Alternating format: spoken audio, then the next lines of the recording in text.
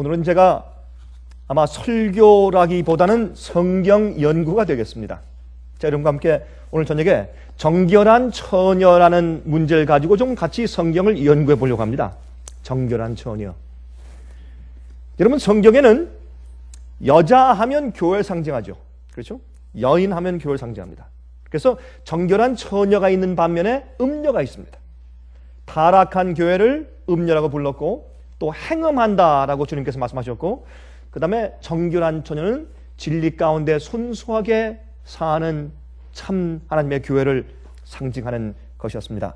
여러분, 우리 다 같이 요한계시록 12장 1절에 있는 말씀을 좀 함께 읽어보도록 하겠습니다. 이번 주에 제가 여러 그 이메일들 받으면서, 요즘엔 말이죠, 요즘에는 전혀 제가 알지 못하는 사람들이지만은, 그러나 여러 각지에서, 미국에서, 한국에서, 어떤 때는 중국에서, 여러 곳에서, 어떤 때는 카나다에서, 이렇게 제가 자주 이메일을 받는데, 그 이메일을 받는 분들은 제가 전혀 모르는 분들이고, 그분들은 이제 인터넷을 통해서 저희 이제 말씀들을 듣고 또 책자를 받아보고 하는 이제 그런 분들입니다. 제가 어떤 때는 우리 직원들에게 이런 분을 아십니까? 라고 물어보면 우리 직원들도 그 지역에서 전혀 모르는 그런 분들이 저한테 자주 요즘에 이메일을 해오는데, 오늘 제가 나누는 이 성경 공부는 저에게 가끔 아니면 자주 제게 질문하시는 어떤 이슈에 대해서 상당히 정리가 되는, 도움이 되는 그런 성경 연구가 될 것 같아서 제가 이렇게 오늘 좀 말씀을 드리려고 하는 것입니다.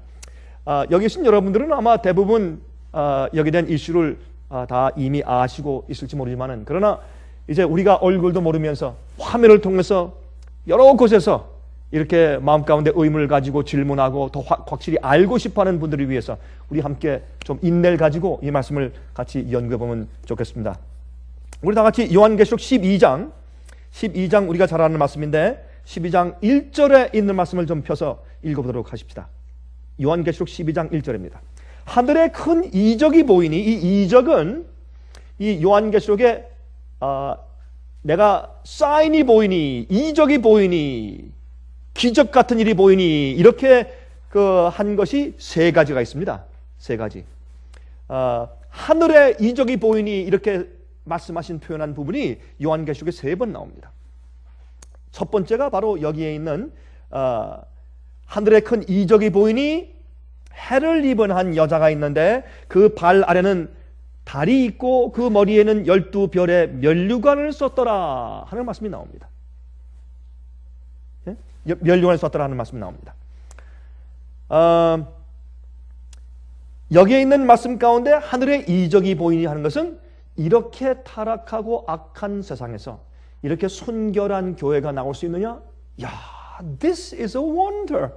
참 정말 이상하고 놀라운 일이다. 기적이네. 그렇게 하는 것입니다. 누가? 하늘의 천사들이. 그래서 여기 하늘에 나타난 해를 입고 달을 밟고 서 있는 이 여인, 머리에 12별의 면류관을 쓰고 있는 이 여인은 하나님의 참된 교회를 말하고, 이것은 구약시대에서 신약시대로 넘어가는 하나님의 교회를 의미하는 것입니다. 그런데 이 조금 밑에 가면 3절 보세요. 하늘에 또 다른 이적이 보이니 보라, 한 큰 붉은 용이 있어 머리가 7이요 뿔이 10이라. 그 여러 머리에 7 면류관이 있는데 그 꼬리가 하늘 별 3분의 1을 끌어다가 땅에 던지더라. 용이 해산하려는 여자 앞에서 그가 해산하면 그 아이를 삼키고자 하더니, 여기 보니까 예수님께서 탄생하실 즈음에 산부인과 의사로 가장한 마귀가 등장을 합니다. 그래서 예수님을 죽이려고 하죠. 헤롯을 통해서 죽이려고 했고, 그렇죠? 그래서 이 붉은 용이 참, 이것도 하늘의 기적이다. It's a wonder. 참 이상하다. 이거 신비한 일이다. 어떻게 이럴 수가 있느냐? 왜요? 하늘에 하나님의 그 거룩하신 그 능력과 그 다음에 그 성품과 그 광채 앞에서 어떻게 됐습니까? 거기서 완전한 빛 가운데서 반역하고 범죄했어요. 그렇죠? 이것도 기적이죠. 세상에 이럴 수가 있느냐? 저렇게 악한 세상에서 저렇게 정결한 교회가 생겼다. 이것도 기적이에요. 그래서 두 가지 기적이 나오고, 또한 요한계시록 15장을 보시면 거기에 일곱 대접을 가진 천사들이 일곱 재앙을 퍼붓는데 그것을 또 이적이라고 얘기를 했어요. 기적이라고. 그렇게 사랑스러운 하나님께서 저렇게 심판을 행할 수가 있는 것이냐? 이것도 이적입니다. It's a wonder. 이렇게 말할 수 있는 것입니다. 세 가지 기적이 여기 이제 등장하는데 첫 번째 기적을 말할 때 이것은 하나님의 교회를 말하는 것입니다. 성경에 여인 하면 교회를 상징했습니다. 그래서 이사야 54장 5절 보시면 이는 너를 지으신 자는 내 남편이시라 그 이름은 만군의 여호와시며 내 구속자는 이스라엘의 거룩한 자시라 온 세상의 하나님이라 칭함을 받으실 것이며 그래서 하나님이 우리의 남편이고 교회는 여인인 것을 여기에 설명했습니다. 또 예레미야 6장 2절 보시면 아름답고 묘한 딸 시온을 내가 멸절하리니 이제 이스라엘을 하나님께서 심판하시면서 묘한 딸 시온을 묘한 딸 이렇게 해서 아주 정말 쟁쟁거리며 소리를 내며 아주 아기죽거리며 걸어가는 이방 나라들과 이방 신과 행음하며 오류를 받아들이고 그들이 반역에 빠져있는 그 이스라엘 시온을 하나님께서 아름답지만 또한 묘한 그 묘한이란 말이 참 그 재미있는 말이죠. 묘한 딸이라고 이렇게 말해서 여자는 하나님의 교회를 상징하는 것을 또 볼 수 있습니다. 그리고 고린도후서 11장 2절 보시면 내가 하나님의 열심으로 너희를 위하여 열심 내노니 내가 너희를 정결한 처녀로 한 남편인 그리스도께 드리려고 중매합니다. 그래서 여기 보니까 교회가 또 여자인 것을 우리가 알 수 있는 것입니다. 하나님께서 남편인 그리스도께 중매한다. 정결한 처녀로서 이렇게 이제 교회를 상징해서 사도 바울도 말씀했습니다. 에베소 5장 25절에 말씀하기를 남편들아 아내 사랑하기를 그리스도께서 교회를 사랑하시고 위하여 자신을 주심같이 하라 그랬습니다. 그렇죠? 이것도 보면 어떻게 교회가 여인으로 표현되는 것을 알 수 있습니다. 그러므로 정결한 처녀와 음녀가 성경에서 등장하는데 이것은 타락한 교회와 행음하는 교회와 그렇죠?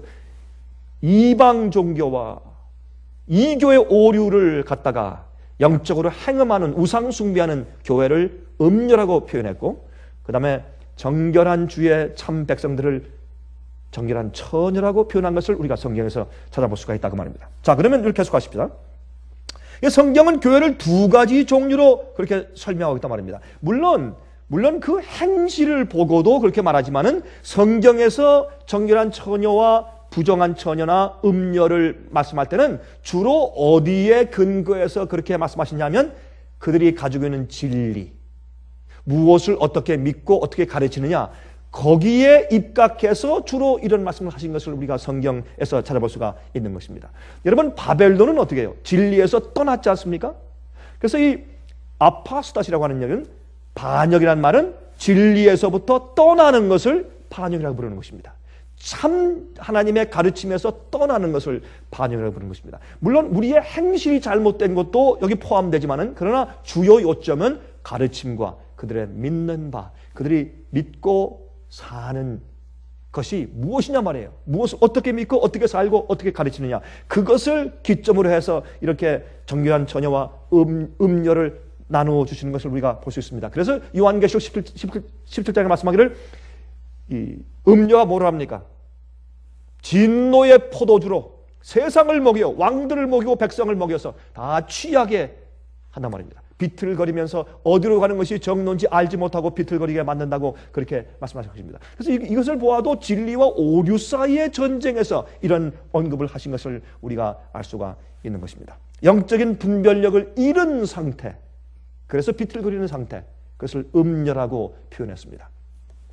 여러분 요한계시록 17장 2절 보시면 여기에 땅의 임금들도 그로 더불어 음행하였고 땅에 거하는 자들도 그 음행의 포도주에 취하였다 하고 이것을 음녀의 어미로 여기 설명하셨습니다. 5절에 그 이마에 이름이 기록되었으니 비밀이라 큰 바벨론이라 아까 말할 때 시온, 그렇죠? 시온 이스라엘 그 딸을 갖다 어떻게 아름답지만 묘한 딸이라 이제 그것이 여기 기록되어 있습니다. 그 이마에 이름이 기록되었으니 음녀의 이마에 비밀이라 큰 바벨론이라 묘하단 말입니다. 신비한 그런 반역 가운데 있는 것을 설명했습니다. 땅의 음녀들과 가증한 것들의 어미라 하였더라. 어미는 자식을 낳았습니다. 다시 말해서 그 바벨론 세력과 음녀 세력의 잘못된 가르침과 오류 때문에 그러한 자식들이 나아졌다 그 말입니다. 그렇게 여기에 설명하는 것을 우리가 볼 수 있습니다. 그런데 이 정결치 못한 여인,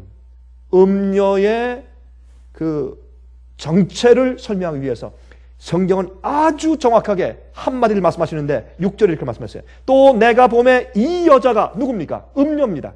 타락한 교회입니다. 바벨론 세력입니다. 이 여자가 성도들의 피와 예수의 증인들의 피에 취한지라. 그렇죠? 그러니까 다른 사람들을 잘못된 가르침으로 취하게 만드는데 정작 이 세력은 정말 순수한 포도주가 아니라 취하게 하지 않고 생명을 주는 포도주, 정말 하나님의 말씀, 생명의 떡을 나누어주는 하나님의 참 백성들, 진짜 여인, 정결한 여인들을 죽인단 말입니다. 그래서 여기에 여자가 성도들의 피와 예수의 증인들의 피에 취한지라. 그래서 핍박하는 교회입니다. 많은 사람을 죽인 교회입니다. 중세기에 5천만 내지 1억 명의 많은 순교자를 낸 그런 세력이 어느 세력입니까? 여기에 분명히 그의 세력을, 정체를 정확하게 딱 이제 집어서 설명하신 것을 볼 수가 있습니다. 우리가 이런 것들을 통해서 의심할 여지 없이 오늘날 하나님께서 두 가지 무리와 두 가지 교회를 갈라서 설명하신 것을 우리가 볼 수 있다고 말입니다.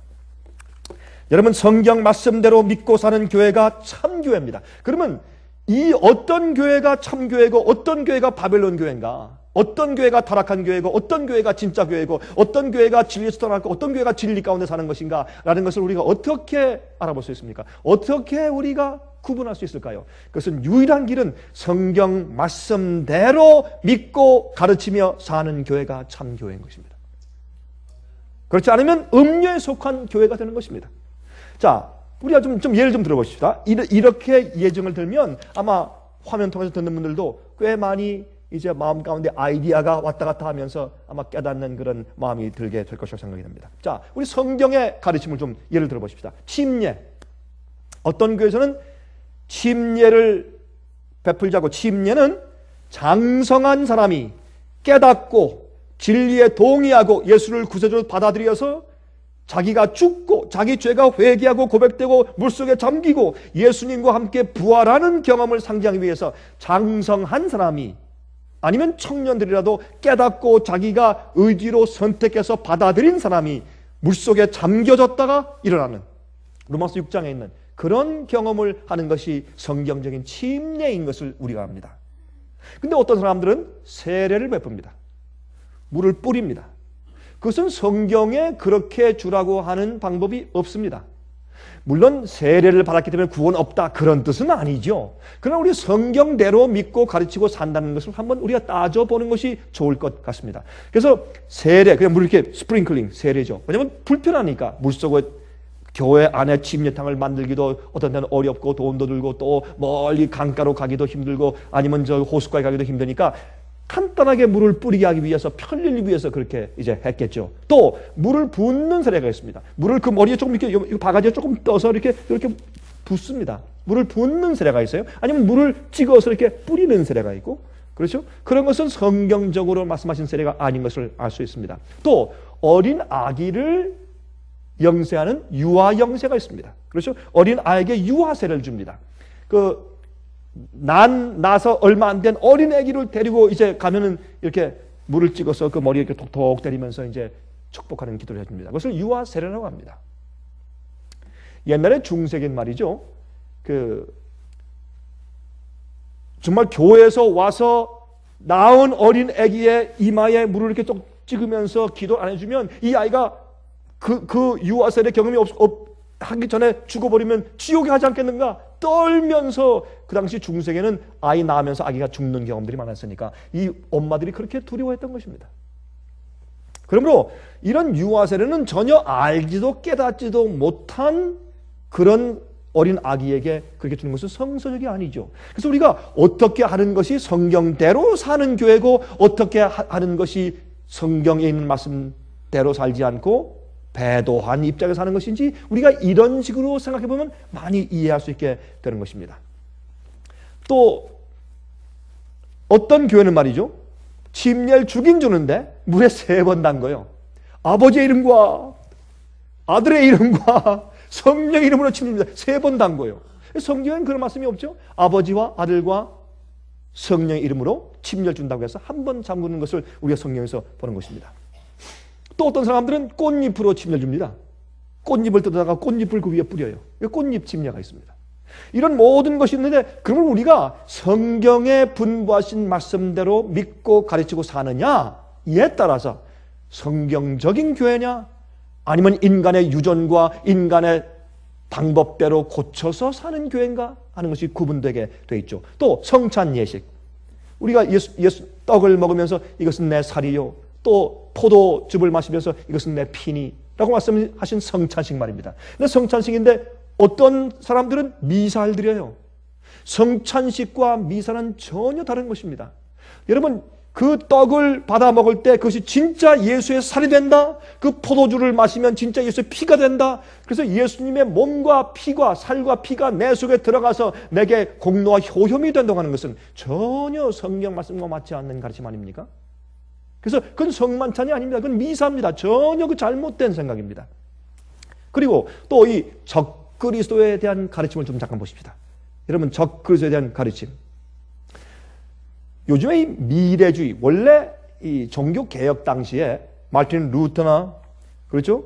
칼빈, 낙스, 허스, 주잉글리, 웨슬리 형제 전부 다 이 적그리스도는 다 로마의 세력으로 전부 다 적용시켰고 이해를 정확하게 풀었고 그렇게 가르쳤습니다.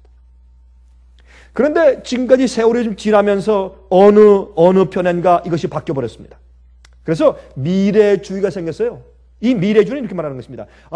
교회가 나중에 예수께서 오시기 전에 교회가 다 휴거당해서 다 하늘로 올라가서 없을 때에 그때 갑자기 어떤 독재자가 나타나서 그때 7년 환란이 올 것이다. 여러분, 7년 환란에 대한 얘기는 성경에 없는 얘기입니다. 그래서 미래주의는 이제 지금 아직까지 적그리스도가 없다. 앞으로 올 것이다.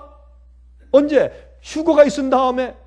이것은 성경적이 아니죠. 그러므로 우리가 어떤 교회가 누가 참으로 성경대로 믿는 정결한 처녀인가 하는 것을 우리가 이런 식으로 자문해 볼 때 우리가 충분히 이해할 수 있게 되는 것입니다. 또 과거주의를 만들었습니다. 과거주의가 무엇입니까? 옛날에 시리아 왕 안티오코스 에피파네스 장군이 바로 이 적그리스도였고 작은 뿌리였는데 이미 다 유대인들을 다 핍박하고 지나간 다음에 이건 다 지나간 얘기다. 지나간 얘기다. 그러나 이 작은 뿔 세력, 짐승의 세력은 말이죠, 성도를 핍박하고 하나님의 계명을, 율법을 바꾸려고 하고 때를 변경하려고 하는 이 세력은 언제? 4번째 나라, 첫 번째는 바벨론, 두 번째 메데페르시아, 세 번째는 헬라, 네 번째 로마 4번째 나라에서부터 일어날 것이다 그랬는데 왜 세 번째 나라인 헬라 시대 있었던 시리아의 안티오코스 에피파네스 장군에게 갖다가 붙입니까? 잘못된 얘기죠. 그래서 종교개혁 당시에 하나님의 종들은 그것을 전부 다 교황권에게 정확하게 다 적용했어요. 한 사람도 틀림없이, 종교개혁자들은. 그런데 오늘날 그것이 미래주의와 미래 앞으로 올 것이다 독재자가, 아니면 저 과거에 이미 왔다 갔다 이렇게 하는 것은, 이것은 사람들 마음 가운데 성경의 진리를, 정말 이 세상 사람들을 취하게 만들고 정말 사람들을 혼돈시키는 세력이 무엇인지를 모르게 하기 위해서 미래주의와 과거주의를 만들어낸 것입니다. 그래서 오늘날 많은 교회가 미래주의를 믿든지 아니면 과거주의를 믿든지 둘 중에 하나를 믿고 사는 것을 우리가 지금 보는 것입니다. 성경적이 아닙니다. 자, 그러면 하나님의 참된 교회, 성경대로 믿고 성경대로 가르치고 사는 참교회가 어느 교회일까요? 또 누구들일까요? 우리 이것을 이렇게 따져보면 많은 이해가 되는 것입니다. 자, 또 성경적인 온전한 복음을 강조하는 교회입니다. 반쪽짜리 복음 말고 완전한 복음을 말하는 것입니다. 영원한 복음. 영원한 복음이라는 말은 무슨 말입니까? 처음부터 마지막까지 변치 않는 복음입니다. 온전한 복음이에요. 한 번도 변한 적이 없어요. 그렇죠? 이 영원한 복음을 가르치는 복음면이 이게 제일 중요한 거죠. 복음을 어떻게 가르치느냐, 이것이 참교회입니다. 성경대로 영원한 복음을 가르치는 교회여야 할 것입니다. 여러분 고린도후서 11장 4절 보시면 이런 말씀이 있습니다. 만일 누가 가서 우리의 전파하지 아니한 다른 예수를 전파하거나 혹 너희의 받지 아니한 다른 영을 받게 하거나 혹 너희의 받지 아니한 다른 복음을 받게 할 때는 너희가 잘 용납하는구나. 여기 보니까 사도 바울이 무슨 말씀하십니까? 다른 예수를 전파해요. 예수의 이름으로 예수님을 전파하지만 예수님의 사상과 예수님의 가르침과 교리가 아니에요. 다른 예수를 전파해요. 또 무엇입니까? 다른 영을 받게 해요. 참 성령이 아니고 이 성령은 보혜사 성령은 진리의 영이라 우리를 모든 진리로 인도하신다고 되어 있는데 잘못된 것을 가르치는 것은 다른 영입니다. 다른 영을 받게 하거나 혹 너희의 받지 아니한 다른 복음을 받게 할 때에 다른 복음이 있어요. 다른 예수도 있고 다른 성령도 있고 다른 복음도 있어요. 그래서 이 복음을 올바로 성경적으로 가르치지 않는 교회는 참교회가 아닌 것입니다. 이런 식으로 따져나가면 우리가 참교회와 바벨론 교회를 구분하는데 그렇게 큰 어려움을 겪지 않는 것을 우리가 깨닫게 되는 것입니다. 그렇죠? 자, 갈라디아 1장 8절에 그러나 우리가 혹 하늘로부터 온 천사라도 우리가 너에게 전한 복음 외에 다른 복음을 전하면 저주를 받을지어다. 다른 복음이 있죠? 그러므로 성경적인 복음을 가르치느냐? 그러면 성경적인 복음이 무엇이냐? 우리 그것을 이해하고서 참교회와 아닌 것, 정결한 처녀와 아니면 음녀든지 아니면 음녀 딸들이 있는지 그렇게 우리가 구분할 수가 있게 되는 것입니다. 여러분 보십시오. 유대인들은 우리가 율법을 순종하는 우리의 순종이 우리를 구원한다라고 가르쳤습니다. 그것이 율법주의고 바리새인주의였죠. 그렇죠? 그래서 뭘 지킬 때 거기에 그것을 지키게 하기 위해서 이런 법 저런 작은 법을 막 쌓고 쌓아놨습니다. 다 묶어놨어요. 그 율법주의죠. 바리새인주의죠. 왜요? 법을 지키게 하기 위해서. 법을 순종하면 그것이 우리를 구원한다고 가르치는 것이 유대주의였으니까. 그렇죠? 율법을 지키도록 강조했습니다. 현대 그리스도인들은 많은 그리스도의 주류가 복음주의파가 가르치기를 예수가 우리를 구원해 주니 나는 그 구원을 받아들이고 감사하고 그저 즐기고 있으면 된다라는 식으로 가르칩니다. 그래서 값싼 은혜의 복음이라고 말하죠. 그렇죠?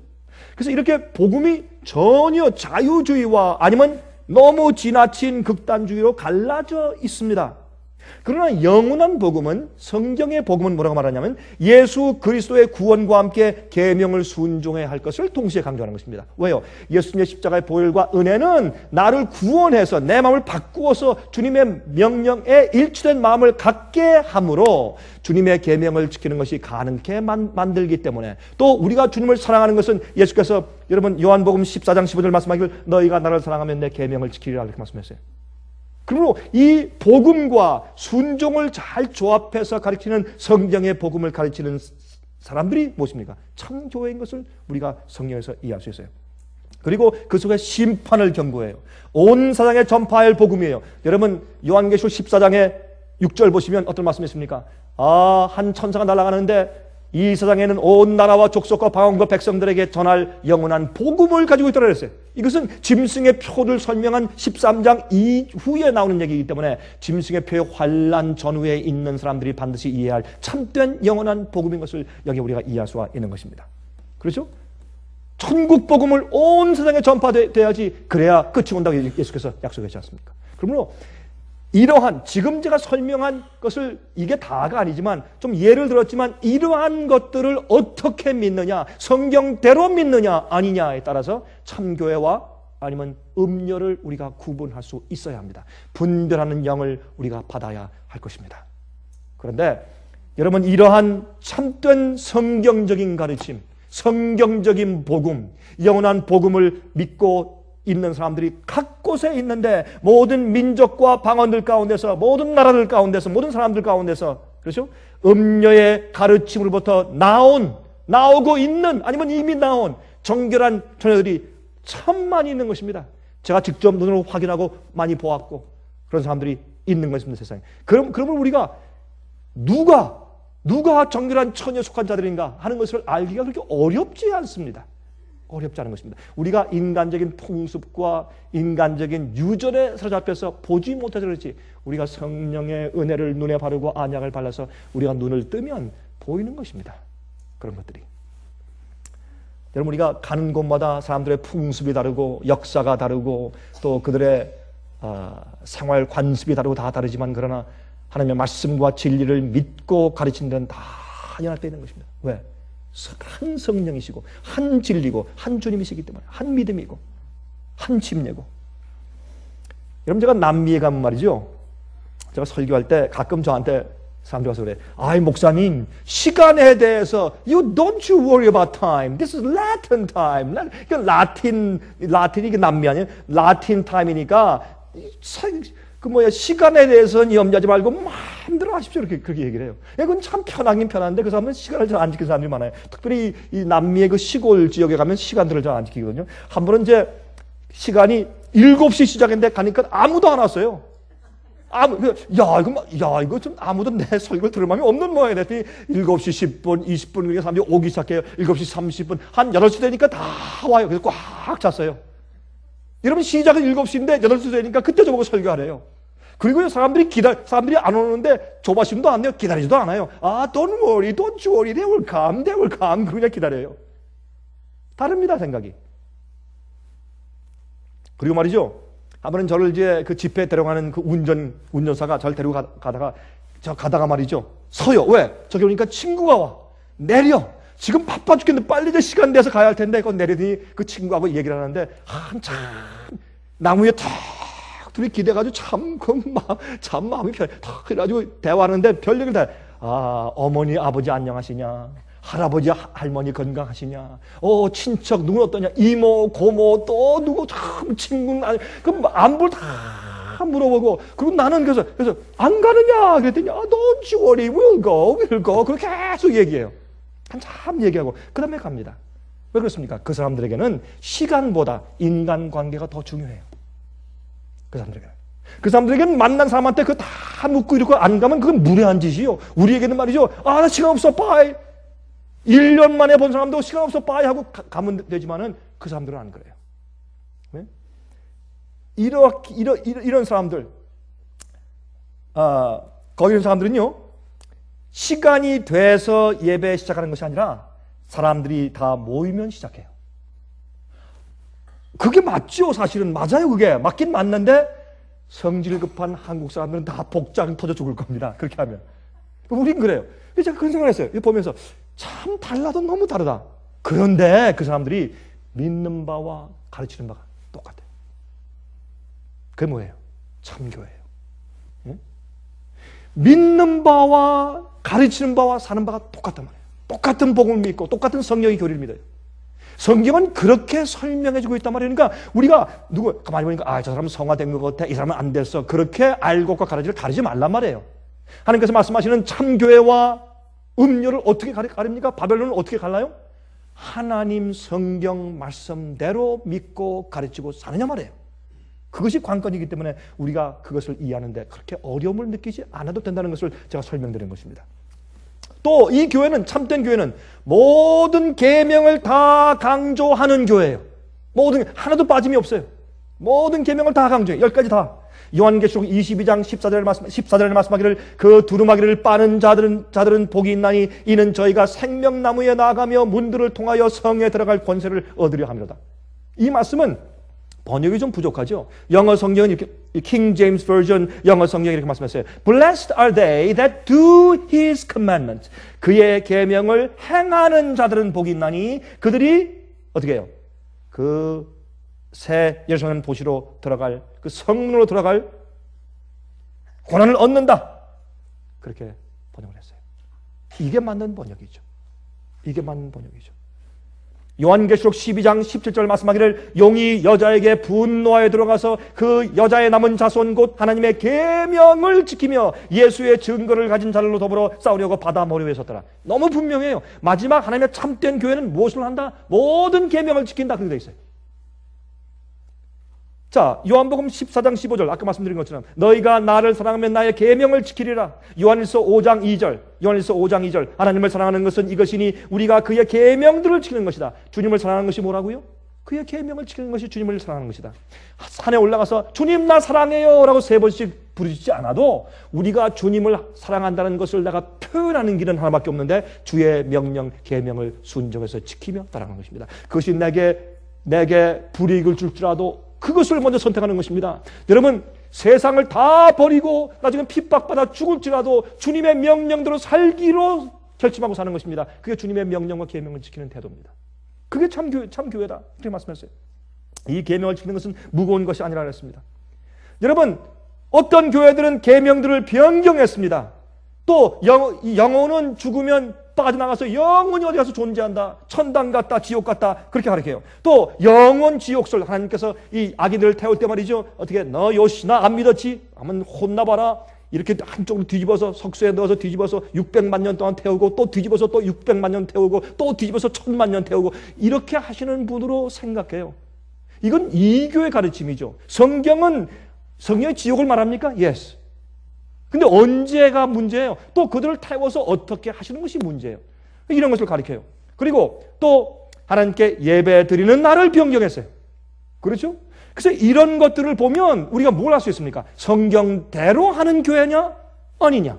인간의 유전과 전통을 따라서 사람이 만들고 사람이 바꾸고 사람들이 이렇게 편리하게 만들어 놓은 대로 지키고 사는 것이냐? 아니면 주의 말씀대로 사는 것인가? 하는 것을 보면서 우리가 뭘 나눕니까? 정결한 처녀와 음녀를 나누게 된단 말입니다.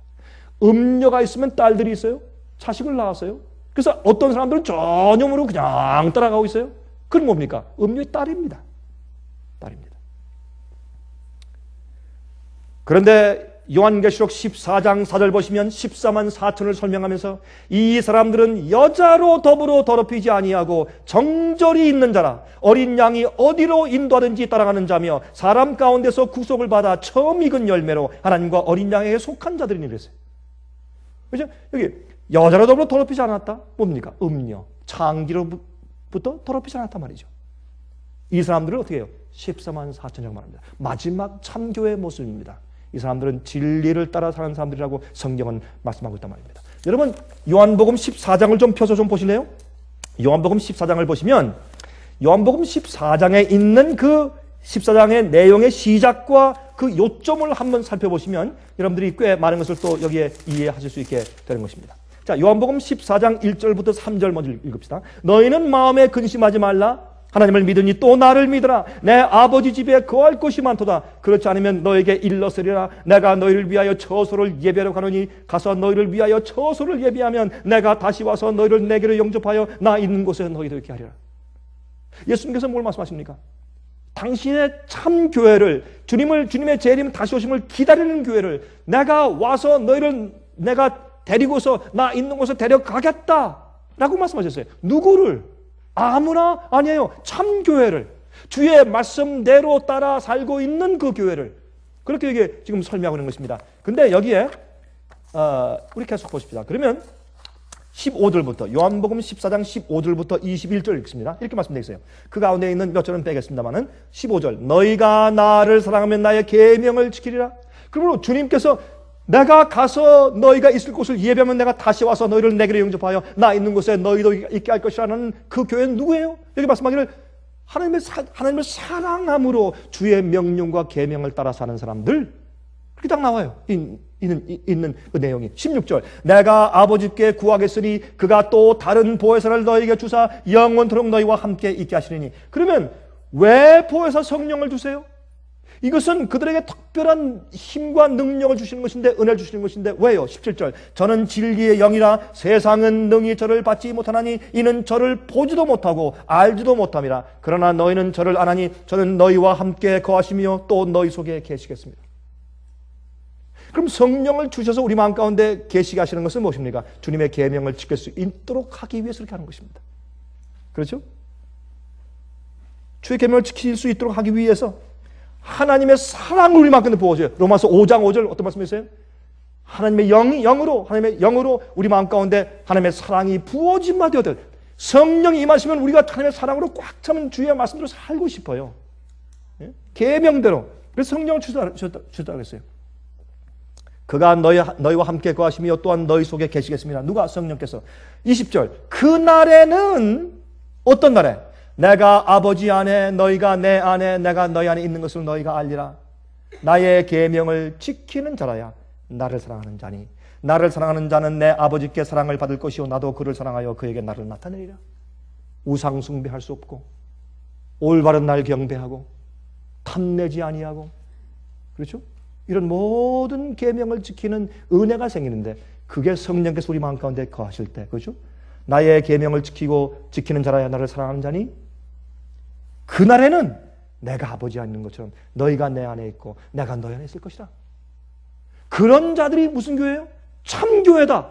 그 교회가 내가 다시 올 것을 목이 빠지게 기다리지 내가 그들을 데리러 오겠다. 이렇게 말씀하신 것이 요한복음 14장이란 말이에요. 여러분, 이 화면 통해서 보시는 분들, 제가 지금 말씀드린 것 이외에 다른 방식으로 해석하려고 해보세요. 그 14장의 내용은 그런 것입니다. 그렇죠? 여러분, 요한복음 14장의 요점은 그래서 예수님께서 데리러 오시는 교회예요. 여러분, 요한복음 14장을 제목을 붙인다면 예수님께서 데리러 오시는 참교회, 그렇게 붙여도 문제가 없어요. 요한복음 14장은 예수님의 말씀과 계명을 순종하면서 오시는 예수님을 기다리는 교회입니다. 그렇게 기다리는 교회가 하나님의 계명을 지킬 수 있도록 도와주기 위해서 오시는 분이 보혜사 성령인 것을 여기 예수께서 말씀해 놓으셨어요. 그리고 성령이 오시면 우리가 모든 진리를 인도해요. 우리가 그때부터 눈이 떠요. 영적으로 귀가 열리고, 아 그렇다, 내가 왜 그렇게 생각하시지? 아 그 말이 성령적으로 맞네. 이렇게 된다고 말이에요. 진리로 인도하시는 성령님이십니다. 또 한 가지 중요한 게 있어요. 끝으로 한 가지. 하나님의 마지막 경고는 참교회에게 분리하라고 가르쳐요. 오늘날 세상의 종교연합의 주류하고 정반대예요. 종교연합은 뭐라고 하십니까? 아, 각 교파나 각 교인들, 교회 개별들의 좀 뭐 특수하고 다른 무슨 뭐 성경 가르침, 아, 그것은 뒤로 하고 그건 중요하지 않아. 뭘 높입니까? 교회 전통과 교회 관습을 높여요. 그리고 하나님께서 말씀하신 말씀이나 진리나 명령보다 뭘 높여요? 사랑과 연합을 높여요. 그것은 진정한 사랑과 연합이 아닙니다. 진리 안에서만 연합이 가능해요. 그래서 여기 말씀하기로 그들이 어떻게 합니까? 합치라, 연합하라, 사랑 가운데서 서로 다른 점들은 다 좀 없애고. 여러분, 참 교회는 성경 말씀대로 가르치고 사는 교회가 아니에요. 그럴 수가 없는 것입니다. 그래서 여러분, 하나님께서는 참교회가 마지막 시대 분리하라 그랬어요.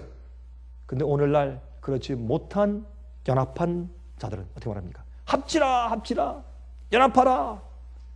좋은 것 같지만은 마지막 시대에 하나님께서 말씀하시는 말씀이 아니란 말입니다. 한번 들어보십시다. 요한계시록 18장 4절에 말씀하기를 또 내가 들으니 하늘로서 다른 음성이 나서 가로되 내 백성아 거기서 나와 그의 죄에 참여하지 말고 그의 받을 재앙들을 받지 말라. 나오라 그랬네요. 연합이 아니네. 분리되라 그랬네요. 왜요? 성경대로 믿고 가르치지 않으니까 나오란 말입니다. 왜? 성경대로 믿고 가르치란 말입니다. 성경대로 믿고 말씀하신 대로 살라고 말입니다. 그렇죠? 분리라고 말씀했습니다. 고린도 후서 6장 17절 18절에 말씀하십니다. 그러므로 주께서 말씀하시기를 너희는 저희 중에서 나와서 따로 있고, 무엇입니까? 연합입니까? 분리입니까? 분리예요. 너희는 저희 중에서 나와서 따로 있고. 왜요? 부정한 것을 만지지 말라. 주의 말씀대로 하지 않는 것은 부정한 것이요 내가 너희를 영접하여 너희에게 아버지가 되고 너희는 내게 자녀가 되리라. 전능하신 주의 말씀이니라 하셨느니라. 죄 가운데서 나와야 되고 주의 말씀대로 하지 않고 오류를 가르치는 곳에서 나와야 합니다. 여기 말씀하기를 어떻게 해요? 부정한 중에 있지 말고 만지지 말고 너희는 나와서 따로 있으라. 따로 있으라. 교회의 뜻이 뭡니까? 에클레시아. 그렇죠? 헬라 말로 교회의 뜻이 무엇입니까? 세상에서부터 분리되어 나와서 따로 있다는 뜻이 교회입니다. 그게 에클레시아예요. 그런데 교회가 음녀가 되어버리면 어떻게 해요? 그 부정한 곳에서 나와 따로 있으라. 그렇게 말씀하셨단 말이에요. 예수님께서. 사도 바울이 그렇게 말씀하셨어요. 바벨론 세력은 연합하라고 외칩니다. 연합하라고. 종교연합, 국가연합, 경제연합. 여러분 지금 이 경제 파탄 오는 걸 보시죠? 제가 오늘 아침에 조금 좀 읽어보니까 이제 정말 굉장하대요. 이 경제 무너지는 것은 굉장합니다, 지금. 이제는 틀림없어요. 어떻게 옴짝달짝 못하게 지금 무너지고 있어요. 그리고 미국에서는 은행들을 국유화하기 시작했어요. 어쩔 수 없어요. AIG 같은 큰 보험에서도 이제 국유화해야 돼요. 시티뱅크니 뱅크 오브 아메리카 이제 국유화해야 돼요. 그런 문제가 지금 태산처럼 쌓여요. 새로운 대통령이 당선되면 사람들이 희망이 있어가지고 조금이라도 잠깐이라도 스탁이 올라갈 거 아니에요. 그러나 오바마 대통령이 당선된 다음부터 계속 내려가는데 20%가 내려가 버렸어요. 그때부터. 지금 얼마 됐습니까? 지금 한 달 남짓 됐는데 계속 떨어져 버렸어요. 더. 무슨 말합니까? 여러분, 그러나 세상은 합치라. 세계의 경제를 합쳐놓으니까 한 나라, 두 나라가 망하면 될 거 세계가 다 망하잖아요. 이것은 주님께서 원하시는 것이 아니었습니다. 연합은 진리 가운데서, 주의 말씀 가운데서만 연합이 있을 수가 있는 것입니다. 오늘 사진 보니까 영국이 지금 굉장히 어렵습니다. 영국이 지금 경제 공황에 빠집니다. 영국이. 근데 영국의 재무장관이 지나가는데 사람들이 그냥 무슨 파이나 계란 같은 걸 던져가지고 얼굴 옷에 다 하면서 이렇게 숙이고 있는 그 모습이 사진에 났어요. 얼마나 분하면 그 사람 죄가 아니지.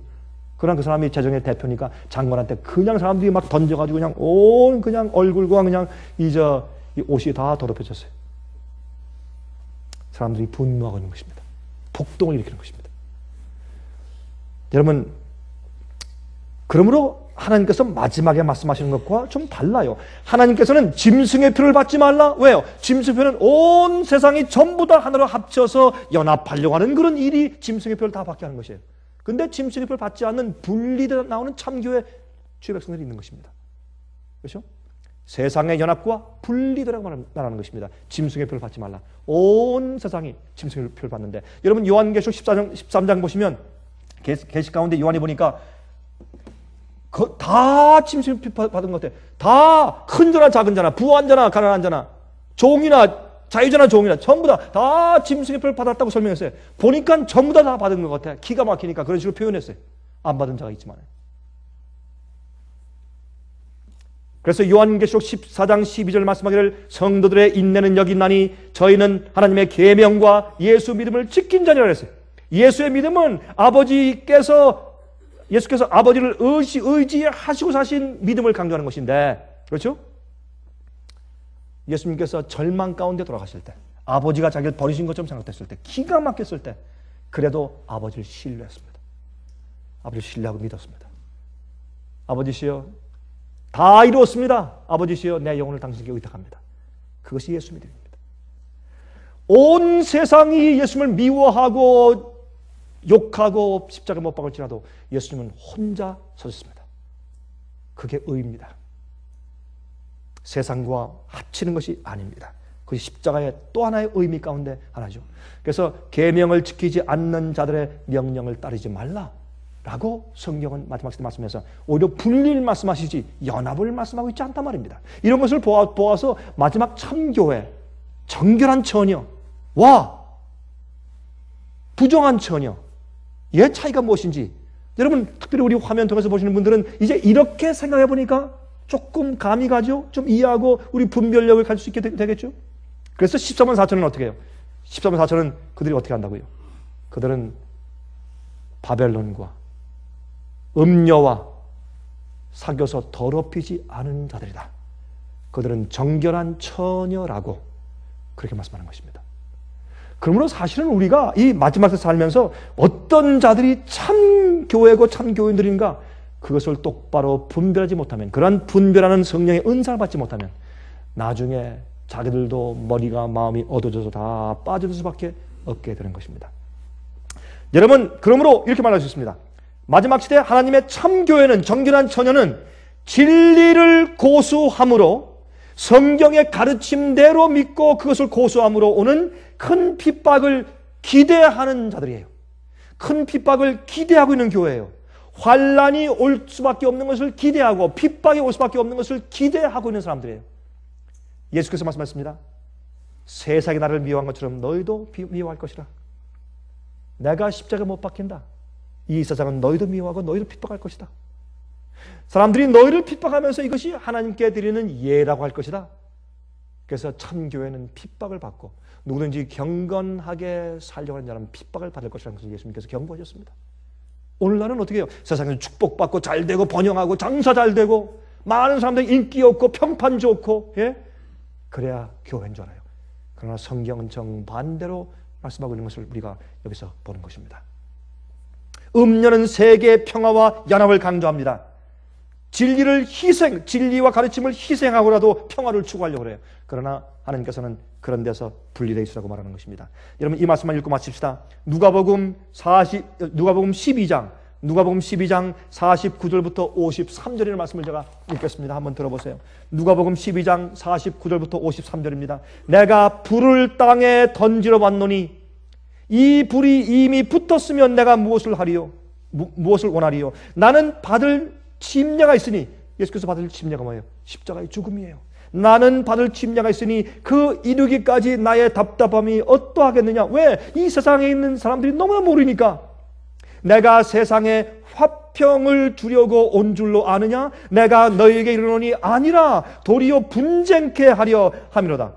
이후부터 한 집에 5사람이 있어 분쟁하되 셋이 둘과 둘이 셋과 하리니 아비가 아들과 아들이 아비와 어미가 딸과 딸이 어미와 시어미가 며느리와 며느리가 시어미와 분쟁하리라 하시니라.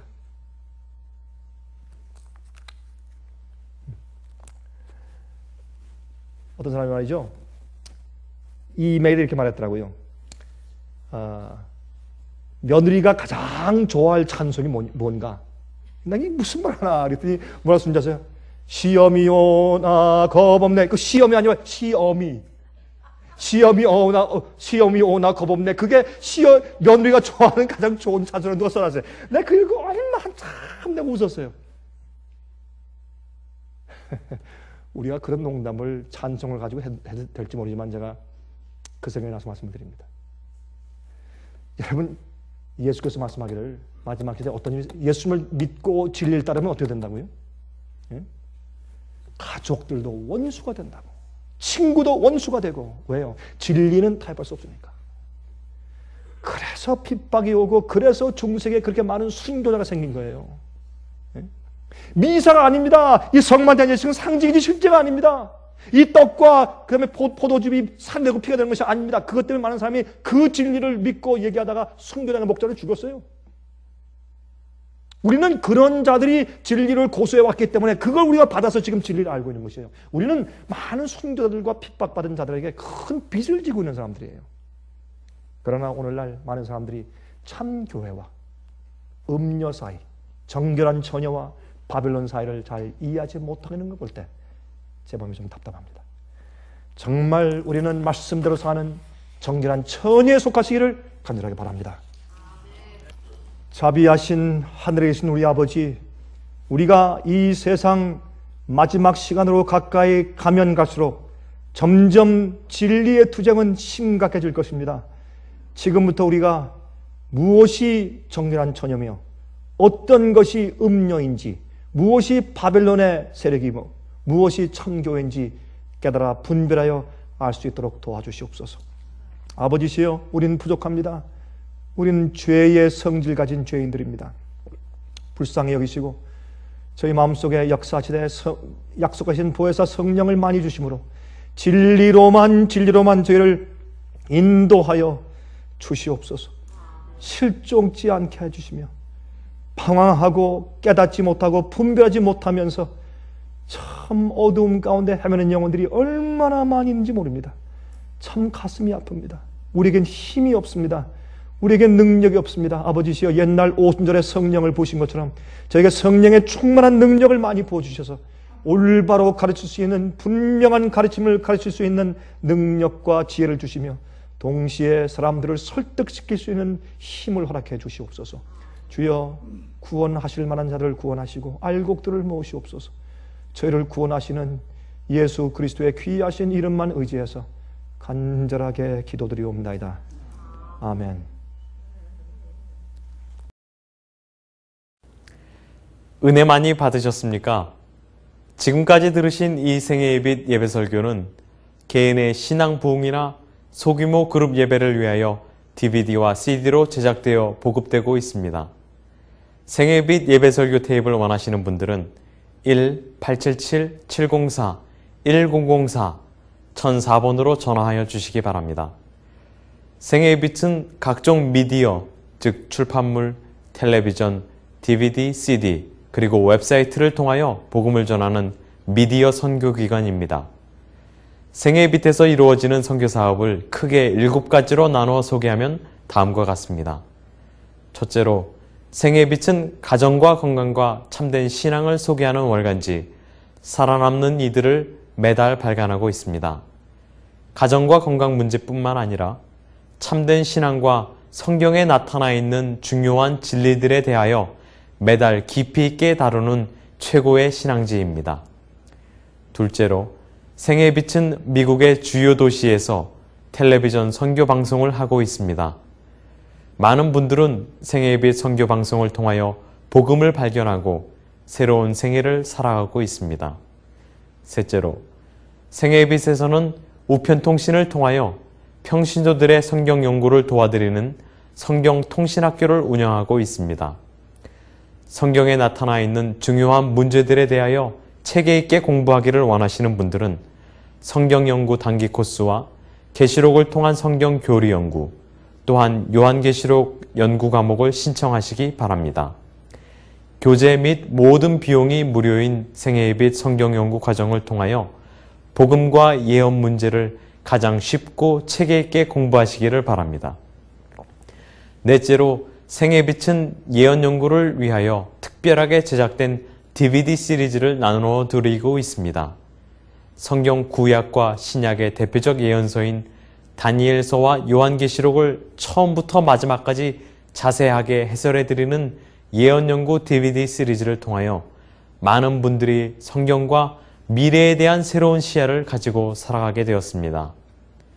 마지막 시대의 복음과 비밀이 담겨져 있는 다니엘과 요한계시록 DVD 시리즈를 신청하셔서 새로운 영적 부흥을 체험하시기 바랍니다.